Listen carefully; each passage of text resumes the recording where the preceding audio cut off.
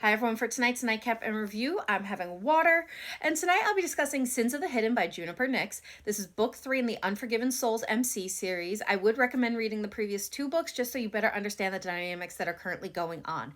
I originally did receive this as an ARC. Unfortunately, I didn't get to it in time before release day, so I did switch over to the KU version in order to support the author and get them their page reads that way. Of course, I'm going to give my honest opinion. These are the highlights and the content warnings. My rating for this book is 4.5, so what's it about?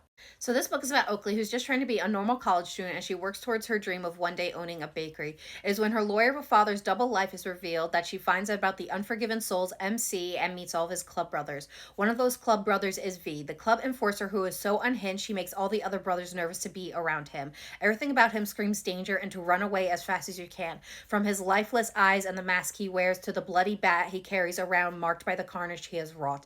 It is with his lifeless eyes that he watches every move that Oakley makes follow her wherever she goes, and even breaks into her house to watch her while she sleeps.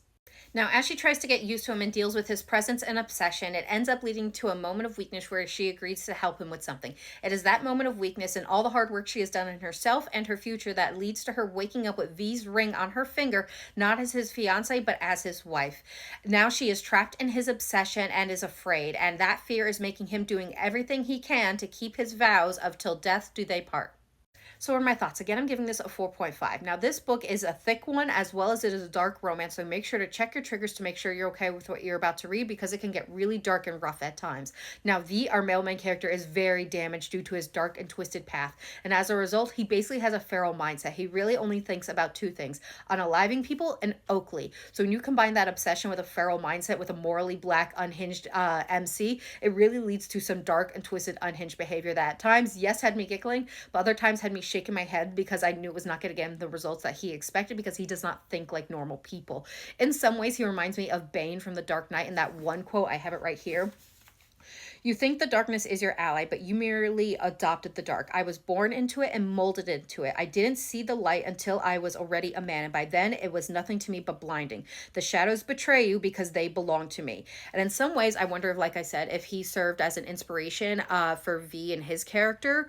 But in some ways, Bane is more socially aware and has adapted to society in some ways where V has not. And that's because when he was rescued by the president of this MC, and rather than helping him to adapt, the president actually used him and his darkness to his gains and his club and just reinforced that. So V just never had to adapt, and it just really leads to some dark and unhinged behavior, not just to those around him, but to Oakley as well. Now, Oakley is damaged as well. She has had some real shit that's happened to her, and my heart just broke for her. She is definitely a softer character, but as the story evolves, you really see that, yes, she is soft, but she has the strength to finally step up and take control of what's happening around her, and I really appreciated her.